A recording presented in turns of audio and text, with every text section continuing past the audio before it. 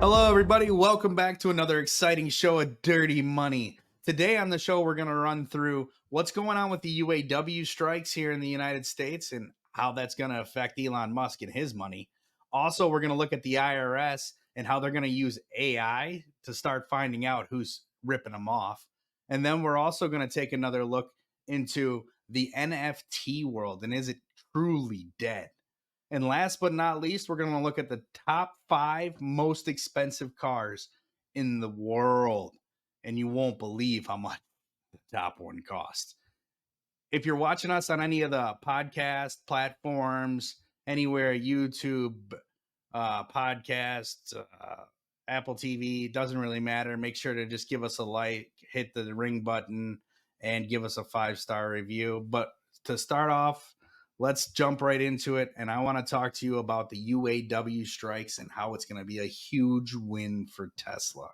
So I don't know if you're familiar with UAW. It's the United Auto Workers Union. This is a group of workers that are grouped together to try to make sure they get equal or proper wages according to what they believe is right. So in 1937, the first Union Auto Workers group was formed in Flint, Michigan at the General Motors facility there. They sat down and said they're not going to work until they're allowed to form a group and unionize to help increase their wages and get equal or better pay or substantial return for the efforts that they were putting in at the factory there in the work. From then until now, the United Auto Workers has ballooned into a massive, massive business with the leaders of the union getting paid millions of dollars and a lot of skepticism around whether or not it's an organized crime or lots of other different things. You know, you can look into the Teamsters unionization and going back, and you can see that there's, mob ties and things like that. So it's pretty interesting to really look at the unions themselves. But right now, we're not going to really dive into the union world. We're just going to talk about what's going on here in September 23, see what's going on with the unions and how the strike's going to affect our economy and affect people and workers and basically help the bottom line of Elon Musk's pocketbook. And so right now, what's going on for the auto workers union is that they're requesting a 40% pay increase from the big 3 of American automakers. That's General Motors, Stellantis, who's formerly known as Chrysler, and Ford. Now, they're not really targeting Ford so much because Ford's kind of doing aggressive negotiations. So there's no strikes taking place currently at any Ford factory facilities in the United States.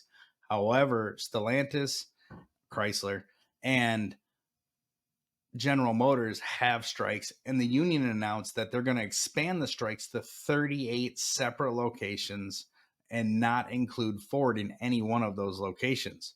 Now, a full strike would cost estimations, so that means the whole United Auto Workers does a full strike that would include Ford. Estimations from Deutsche Bank said that would cost anywhere from $400 to $500 million a week in revenue for the automakers. $500 million a week or $2 billion a month. That's a lot of money. So obviously the hopes are always to get things off the ground.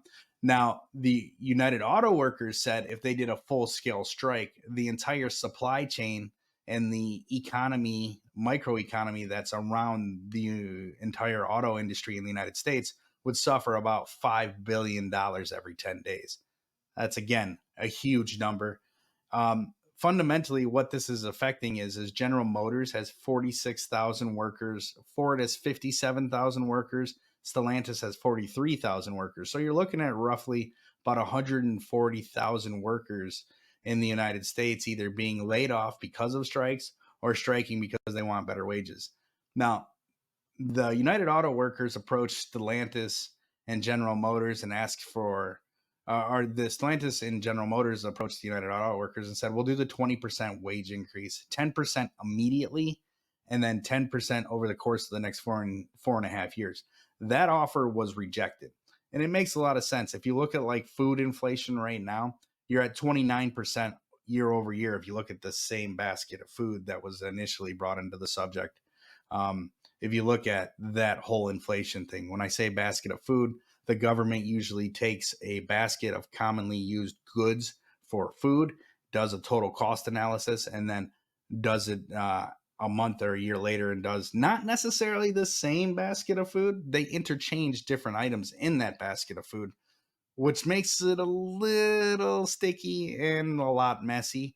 Because if the bag, for example, eggs, we all know eggs went to like $8 a carton. Now they're back down to two, and that was an item that was removed from the initial basket that they were talking about. So when you look at inflation numbers, that 29% increase is taking the same basket of food from 2022 to now in 2023 and not changing out items to make sure that we have a real number of inflation based on that basket of items. And that's around 29%.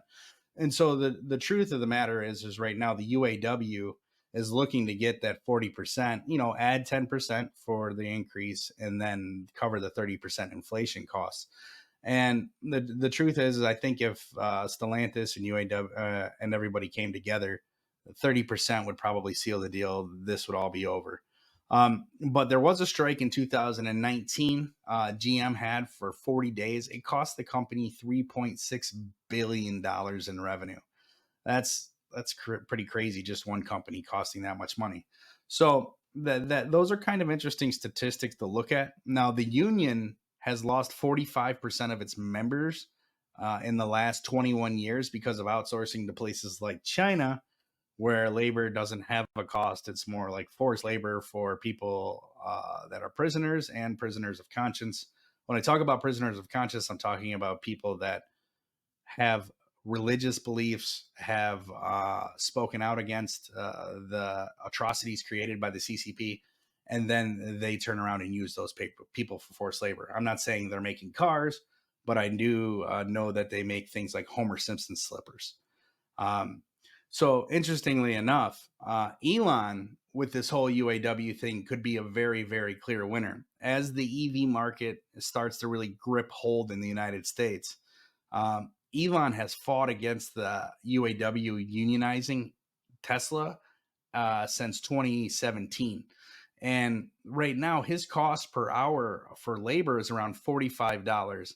And anybody who's unionized, their cost per hour is around $63 per hour. So he's able to save himself a significant amount of money, therefore increasing his profits.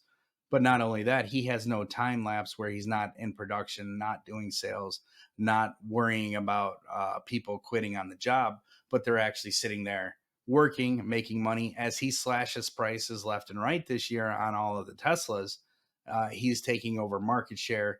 And the companies like Ford, Chrysler, and GM who want to be in the EV world are having more and more difficult times going in and actually saving that part of their sector when they have things like UAW strikes. So there's a lot of people on Wall Street saying that Elon could turn it around pretty quick based on that number. Let's see how long this strike really goes on and see how much there could be saved. Another thing to look at that I want to talk about today is the IRS announced this week that they're going to use artificial intelligence to look for people in auditing. So right now, when you file your taxes, you play like the audit lottery. That means who knows if you're going to get audited, who knows not. This is according to the IRS. What they want to do is they want to take the AI and the data and constantly keep interrogating it by the algorithm that they have for the AI. This will create kind of like a whole different platform for them to go after. Now, the IRS plans to use the money received from the Tax Reduction Act to purchase AI technology and target larger corporations and millionaires. Now, they did reiterate again that they will not increase audits for those making less than $400K a year. But interestingly enough, they did announce this year that they're going to start tax collections on people who have made over $600 on reselling event tickets. This comes in the light of Taylor Swift's massive record-breaking tour. The new code will require the third-party ticketing agencies like StubHub and Vivid Seats to submit a file to anyone who has sold tickets totaling over $600. So the average ticket resale price for Taylor Swift's tour this year was $1,095. So if you sold one ticket for Taylor Swift's tour, you're going to have to file with the IRS. So Vivid Seeds, StubHub, companies like that are now required to provide that information directly to the IRS when they file for anybody who's sold tickets on their sites. Now, I know somebody personally that made about $20,000 on reselling tickets that they had at a stadium in the Northeast for Taylor Swift's tour. They have about 20 season tickets there for football games, and they get obviously the first right of refusal on any concert going tickets. So it's interesting to really think about how that's going to work and how it's going to come together along with this AI. So I wonder what the real purpose is there and how it's going to work. Obviously, they're not really on track with a whole lot of stuff. Their ability to form and function is a lot less than I would say a privately held company, even though they are not technically part of the U.S. government. They're still as poorly handled as the postal service. So we'll see how that turns out down the road. But talking about AI, interestingly enough, there's a company called S2W Data, which is out of South Korea. They came out with Dark BERT. Dark BERT AI is the counterpart to Chat GPT. So in the internet, you have the surface web, which is the normal stuff everybody sees. You and I are always on, like Google, Facebook, things like that. That only consists of 5% of what's available on the total web. And then you have the dark web, where you have to use a torrent to get in, to go through and search. This is where all the illegal, drug sales, trafficking, all the dark, dirty things of society take place. And so the S2W is a company that's based around using AI to have data security and to prevent cyber attacks and things like that. And in the wake of what happened in the last month or so with MGM, I think this is about the perfect time to launch the Dark BERT. Now, Dark BERT really is interesting because when placed against Chat GPT, it wins every single time. So this company S2W, which is a really a startup company, started in 2018, has 11 different investors for venture capital, and they've now filed 12 patents that are pending for crawling the web. So it's really interesting to look at how Dark BERT can affect things, and now that there's not this restriction of data, so you have companies like Meta or like Google that really restrict what information you see and you don't see. So S2W is now going to a place where there is no restriction in the entire black web world. So it's really interesting to see what's going to take place there and how this new Dark BERT is coming into play, and how this web crawling technology and really is it going to catapult S2W into the light. And they say they're not going to offer it publicly. I think it would be very interesting if you were to able to get results from a dark web AI service. I mean, that would be a little scary, and at the same time, it would be very interesting to see what kind of information it could provide. It's not like Chat GPT where it runs a couple years behind. It's not using live, unlike Bard for Google's AI, where they're using real time data to give you artificial intelligence. You have Dark BERT on the back end is using real time data to go through and scan everything. So I would be interested in actually asking it some questions to see what it came up with. But as we move on and we're talking about Meta and we're talking about companies that have the surface web information, NFTs, non-fungible tokens, really catapulted the metaverse in 2021 to being in everybody's ears. And what happened is you had Decentraland, which is a place on the metaverse where you could buy actual land, not actual land, but metaverse land, and some of it sold for $900,000 a piece, and U.S. Dollars. And then the NFT market uh, totally crashed. So you had in the first few days of the NFT, the first 500 days as an artist by Beeple that sold for almost $70 million. That kind of started in March 2021, the NFT craze, and everything just took off. It went pretty crazy after that, where NFTs, the average NFT price was at $3,000 per unit. I mean, this to me compares to modern art. Not a super fan of it, where people are just willing to pay whatever astronomical price that comes along. So yet NFTs, the most of the most selling, most of them were selling for almost 200,000 a piece.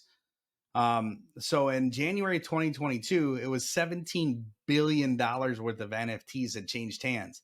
That same amount had fallen to 400 million by November of 2022. And we have not seen a rebound in the NFT market at all. Along with the crypto market going down, but the crypto still holding strong. You have Bitcoin fluctuating between 18,000 and 30,000, but the NFT market is basically wiped out $9 billion in circulation. So the real question is will it come back? And the truth is the metaverse has kind of felt the effects of it. If you're not familiar with the metaverse, that's where Google is, or not Google, where Facebook is really pushing people to experience things on the web. So the metaverse is the Oculus and virtual reality and things like that. And so a lot of their communities were funding the development through NFTs, selling land in places like I mentioned, Decentraland, and allowing it to really be catapulted by that. Now, with the death of the NFT, you kind of have metaverse at a complete stall. They haven't made money. They're losing money. They're trying to redevelop. They're coming out with the Oculus 3. They have the Oculus Pro. Apple's coming out with their vision. And so there's certain things that could help it come together, but I think augmented reality is really what society is going to push forward. And as soon as we have a headset that's more like a pair of glasses, like Google Glass, you could see a lot more integration initially, until society is so miserable to be in that people just want to live in the metaverse. Which part of me thinks that that's the plan, is to make society that miserable. I hope it never gets that way. I hope that everything looks okay. But with a company like Meta dumping billions of dollars into it and then using NFTs to sell parcels inside the Central Land, we'll find out if it's really worth what's being said and how it's working. But ultimately, I don't see virtual reality taking a very strong hold into the marketplace until it becomes a lot less cumbersome for the actual hardware. Now, touch a little bit more lightly. One thing I want to talk about is the top 5 most expensive cars in the world today. We're going to start at number 5, the Rolls-Royce Sweeptail. It's coming in at $13 million. This is a one-of-one car. Number 4 is the Spyros Panopoulos, and it's an ultra car. It's $14.4 million.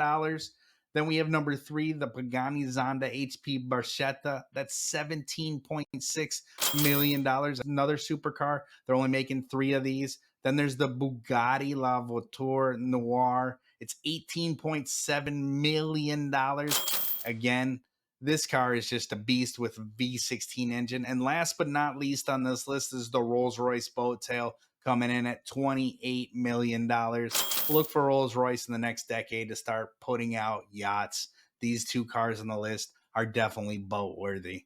Now, when I initially started looking at this, I was like, okay, so Bugatti's going to be, maybe 3, 4, 5 million. They don't even make the list with that number. Now, Bugatti did make the top 5 list, but $4 and $5 million cars are way down on the line. The number 1 most expensive production car today is called the Rolls-Royce Boat Tail. This car is $28 million. And there's only 3 of them to be made. But it is a ridiculously expensive car. It's bespoke. I mean, you're talking about a coach build. It's just a really awesome car, but for $28 million, I mean, you could buy a whole lot of Ferraris for $28 million,